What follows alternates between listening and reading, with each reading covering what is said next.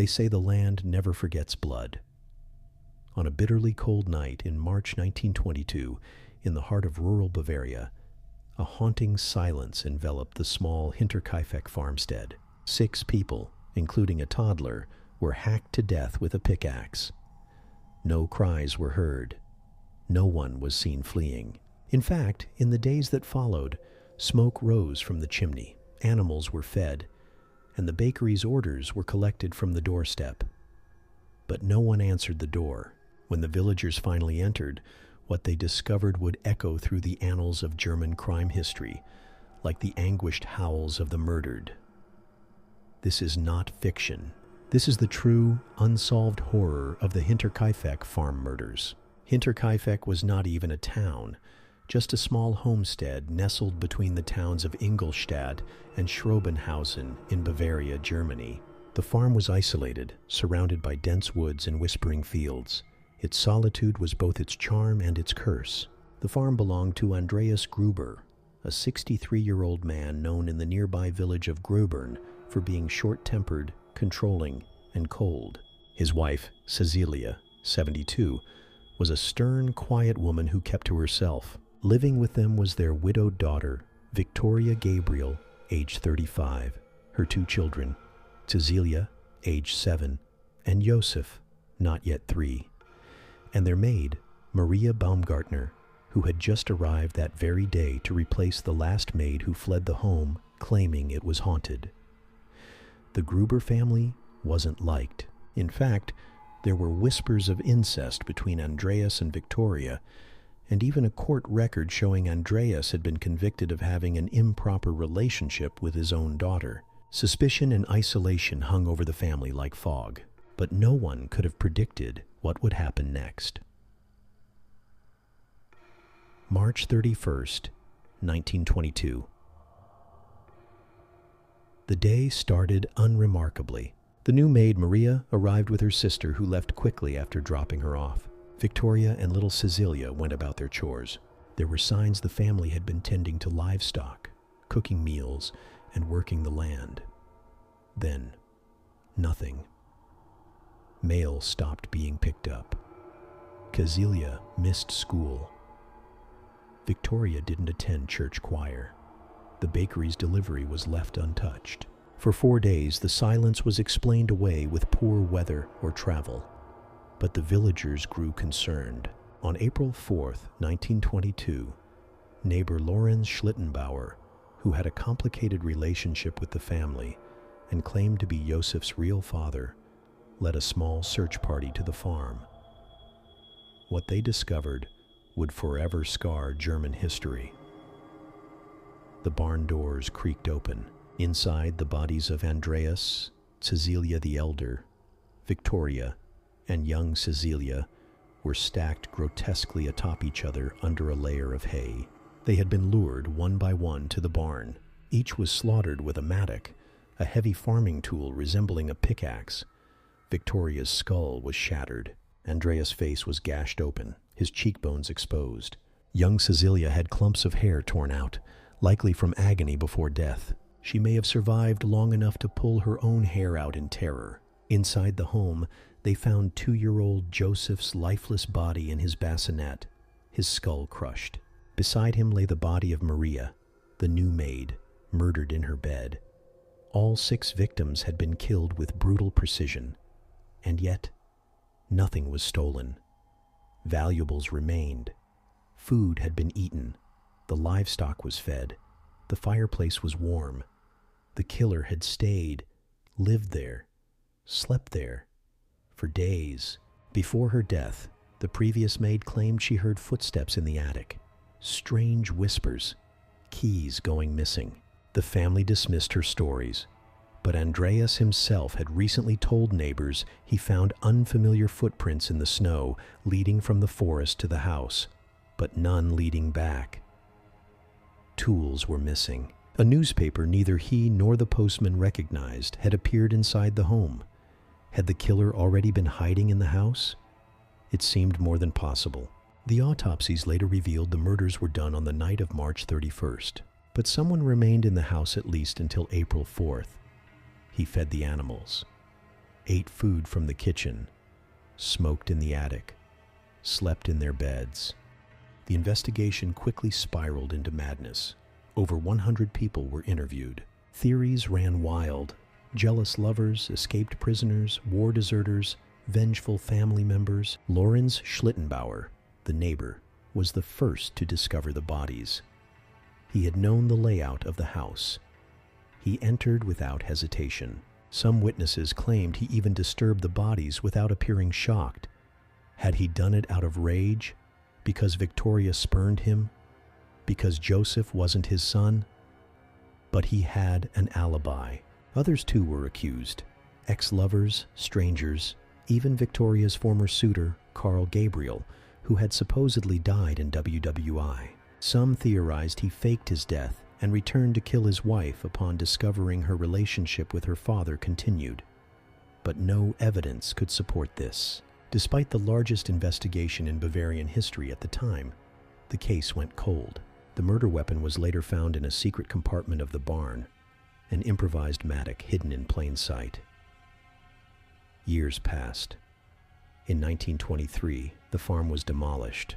During demolition, investigators found a chilling clue: a second hidden compartment in the barn, suggesting the killer may have watched the family from hiding for days, even weeks.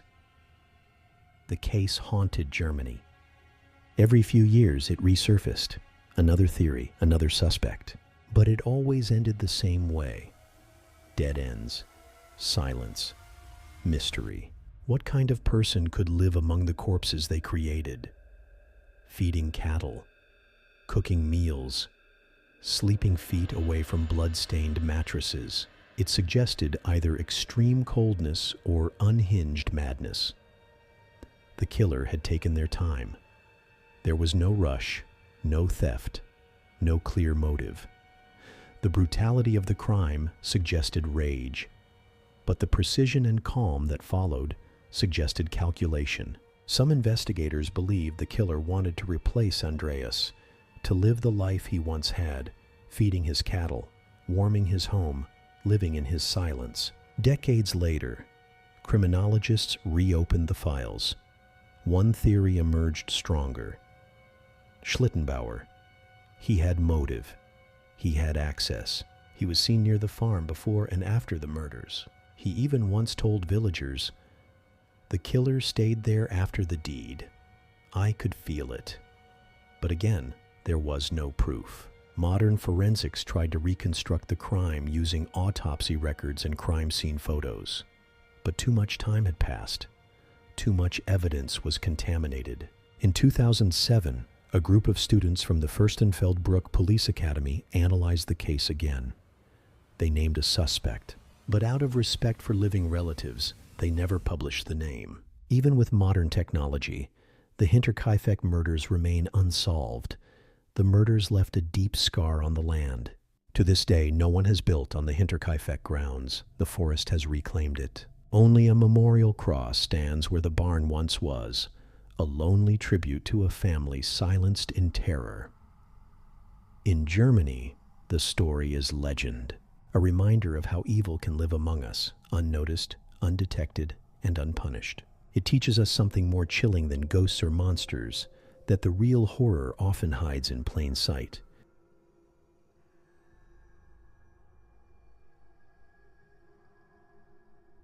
He said he'd spare any home where jazz was playing. On a suffocating summer night in 1919, the city of New Orleans sat paralyzed. Doors were locked, knives placed under pillows, and every phonograph in the city spun one thing: jazz. Fear bled through the music, because a killer was loose, one who murdered with an axe, slipped in through locked doors, and left cryptic letters promising more blood. He called himself the Axeman, and he didn't want your money. He wanted your soul and jazz. This is the terrifying true story of New Orleans' most mysterious and theatrical serial killer, the Axeman, New Orleans, 1918. A city buzzing with jazz, mysticism, and secrets. In the early 20th century, New Orleans was a strange and vibrant stew of cultures: French, Italian, Creole, Black, Irish, and more. It was a place where Catholicism met voodoo, where brass bands marched at funerals, and where life and death danced hand in hand. But under the joyful surface, there were tensions, racial divides, crime families, corruption, and amidst this backdrop of sound and sin, a new terror emerged, one that would stain the cobblestone streets red and freeze the most hardened hearts. The Axemen came without warning, and no one was safe. May 22nd, 1918. Joseph and Catherine Maggio, Italian grocers, were found murdered in their apartment behind the store. Their throats had been slashed with a straight razor, their heads bludgeoned with an axe. Catherine was nearly decapitated. The weapon belonged to the Maggios, the axe taken from their own shed. Nothing was stolen. Jewelry, cash, everything left behind. There were no signs of forced entry, just a chiseled door panel, pried open from the outside. Police were baffled. Was it a robbery gone wrong? A personal vendetta? Or something far darker?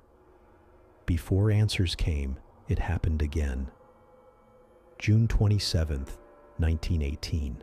Louis Bassumer and his mistress Harriet Lowe were attacked in their home behind another grocery store. Same pattern, a chiseled panel on the door. Same weapon, their own axe. Louis survived despite a skull fracture. Harriet died weeks later from complications, and before her death accused Louis of being a German spy. The press pounced. The city was on edge. Then came more victims. August 5th, 1918, Anna Schneider, 8 months pregnant, was attacked while sleeping. Her scalp was split, but she survived and gave birth 2 days later. August 10th, Joseph Romano, an elderly grocer, was murdered. 2 nieces saw a man flee the scene, a tall, dark figure wearing a slouch hat and coat. Now it was undeniable. A serial killer stalked New Orleans, and he had a taste for blood and precision. Then, months of eerie silence. Winter came and went. People began to hope it was over.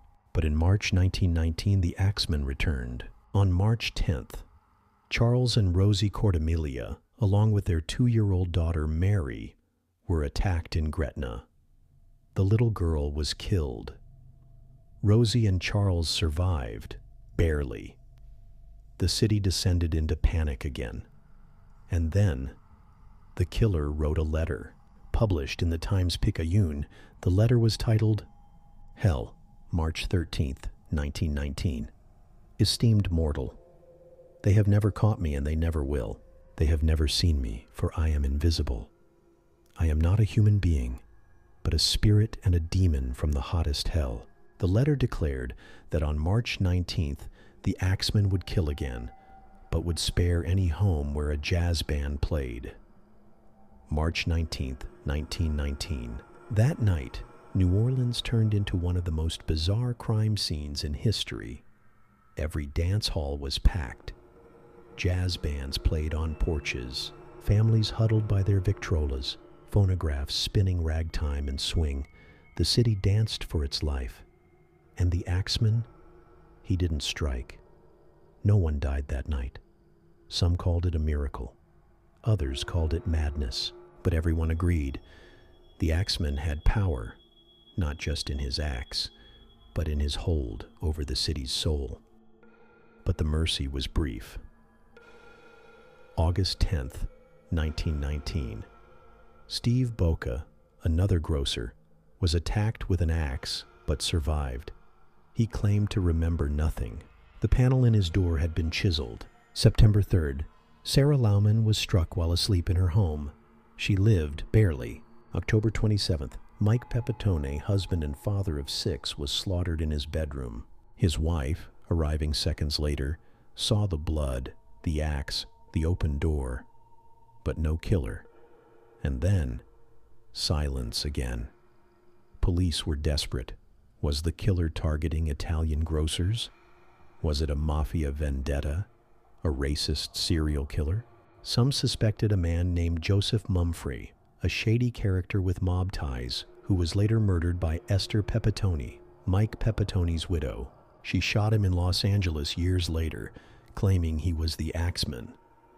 But there was no solid proof. Others believed the Axeman was never real, a boogeyman created by a series of unconnected murders. But the consistent method, the chiseled door, the victims in bed, the axe always being their own, said otherwise. The Axeman was real. After 1919, the killings stopped. There were no more letters, no more jazz ultimatums, no more grocers bleeding in their homes. The Axeman vanished like a ghost into the bayou mist. He was never caught, never unmasked, never named. No fingerprints, no witnesses, no trial, nothing.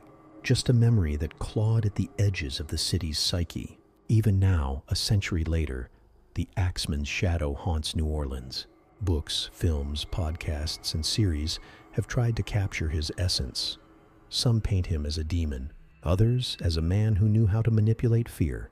Musicians still write jazz pieces inspired by him.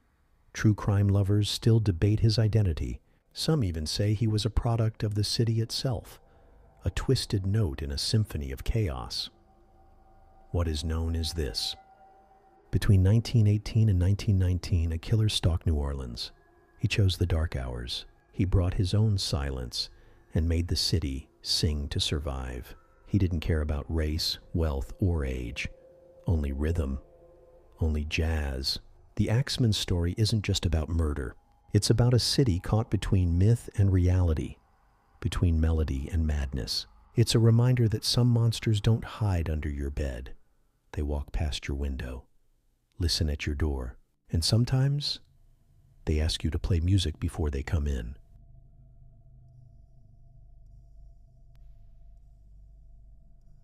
They were a loving family in a quiet town, church-going, smiling, ordinary. On the night of June 9th, 1912, they tucked their children into bed, not knowing it would be for the last time. By morning, the entire family, along with 2 visiting girls, would be dead, bludgeoned in their sleep by an unseen hand, their faces unrecognizable, the house soaked in blood. There was no sign of forced entry, no theft, just 8 corpses, an axe, and a town changed forever. This is the true terrifying story of the Villisca Axe murders, one of the most chilling unsolved crimes in American history. Villisca, Iowa, 1912. A small farming community of about 2,000 people. Quiet, safe, a place where neighbors knew each other, doors stayed unlocked, and everyone gathered for Sunday service. The kind of town where evil wasn't supposed to happen. But beneath that serene surface, Villisca was about to become infamous, a name whispered in true crime circles for more than a century. The Moore family lived at 508 East 2nd Street. Josiah B. Moore, Joe to his friends, was a respected businessman who sold farm equipment. His wife Sarah was a devoted mother and active in church life. They had 4 beautiful children: Herman, 11, Catherine, 10, Boyd, 7, and Paul, 5. On Sunday, June 9, 1912, the family hosted a children's church event. 2 young girls, Lena, 12, and Ina Stillinger, 8, daughters of family friends, asked their parents if they could spend the night at the Moore home. The request was granted. It would be the last decision the Stillinger parents would ever make for their daughters. June 10, 1912. It began with silence. The type of silence that feels wrong, suspicious. Mary Peckham, the Moore's neighbor, noticed something strange that morning. The Moore house was unusually quiet. There were no children playing, no laundry hanging, no sign of life. She knocked. No answer. She called Joe Moore's brother, Ross, who had a key. Together, they entered the house. What they found inside would haunt them forever. In the downstairs guest bedroom, the bodies of Lena and Ina Stillinger lay under blood-soaked sheets. Blood had seeped into the mattress and stained the walls. A bloody axe leaned against the wall. Upstairs, it was worse. The Moore parents and all 4 children were found in their beds, their faces caved in, each one bludgeoned repeatedly with the blunt side of an axe. The killer had moved silently through the house, room by room, destroying a family while they slept. As authorities examined the scene, something deeply disturbing became clear. This wasn't just murder. This was ritualistic. Every mirror in the house had been covered. The murderer had draped cloth over the victims' faces after killing them. A slab of bacon was left on the floor, wrapped in a dish towel. A bowl of bloody water sat in the kitchen. The axe, belonging to Joe Moore, had been wiped clean and left behind. The killer had stayed in the house, unrushed, possibly for hours. Some investigators believed he'd been hiding in the attic, waiting for nightfall. A lantern with the chimney removed was found burning low, used to move about the home in near darkness. Word of the massacre spread like wildfire. Before police could fully secure the scene, neighbors poured into the house, curious, horrified, trampling evidence, touching furniture. By noon, the crime scene was contaminated. Newspapers arrived. Reporters interviewed anyone with a pulse. Grief became gossip. The town's veil of safety had been shredded. Doors were now locked. Guns kept close. Trust turned to suspicion. Everyone had a theory. Everyone had someone to blame. Dozens were questioned. Many were accused. But no one was convicted. Here are some of the most infamous suspects. 1. Frank F. Jones, the prominent rival Joe Moore, had once worked for Frank Jones, a powerful local businessman. Joe left to start his own company and took a lucrative account with him. Jones was furious. Some believed he hired a killer, possibly William Blackie Mansfield, a known axe murderer, to kill Moore and his family. But there was no hard evidence. Reverend George Kelly, the peculiar preacher, a traveling minister.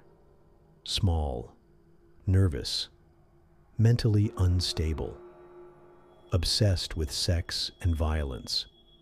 He had attended the church service that night. Witnesses said he left town early the next morning.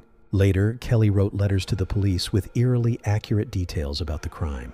Eventually, he confessed, claiming God had told him to do it. But his confession was erratic. Coerced, some said. He was tried and acquitted. The serial theory. Some investigators noted a disturbing trend. Similar axe murders occurred in other Midwestern towns between 1911 and 1912. Each one involved families killed in their sleep. Curtains drawn, faces covered, axe left behind. Was the Villisca killer part of a larger spree? No one knows. Despite intense investigation, grand juries, and 2 trials, no one was ever convicted. No motive ever proven. No closure ever granted. The Villisca axe murders became a cold case, a crime too monstrous to solve, too legendary to forget. Families moved away. Children grew up afraid of the dark, and 508 East 2nd Street became the most feared house in Iowa. Chapter 7, The Haunting Today. The Moore House still stands. Restored to its 1912 appearance, it's now a museum and one of the most haunted homes in America. Visitors report cold spots, shadows, whispers, children's laughter, sudden illness. Some say the house feels alive, a place soaked in grief and malice. In 2014, a paranormal investigator spent the night alone in the house and stabbed himself in the chest. Even after more than a century, the evil in Villisca hasn't left. Theories still abound. Was it someone the family knew? A jealous rival? A drifter? Or was it something darker, something unknowable? The ritualistic nature, the lack of motive, the precision, the eeriness. These aren't just questions of crime. They're questions of the human soul. How can someone do something so brutal then walk away, leaving only silence and blood? One of the most gut-wrenching elements of the case is that it wasn't just about murder. It was the murder of children. 6 kids. Dreams halted mid-sleep. Lena Stillinger, found in a strange position, may have woken during the attack. Investigators believed she was the only one who may have been conscious. The horror of that realization, the silence of the others, still echoes. Step into the Moore house today, and it feels like 1912. The furniture, the wallpaper, the creaking floors. It's as if time refused to move on. Many who visit say the air changes inside. It's heavier, sadder, as though the walls remember. It isn't just a crime scene. It's a monument to unanswered questions. The Villisca axe murders were more than a crime. They were a fracture in the innocence of small-town America. The killer was never caught. The motives never known. The echoes never silenced. A century later, the blood may be gone, but the fear still lingers. So when you walk through your house at night, check the shadows, lock the doors, and remember, the axe was already inside.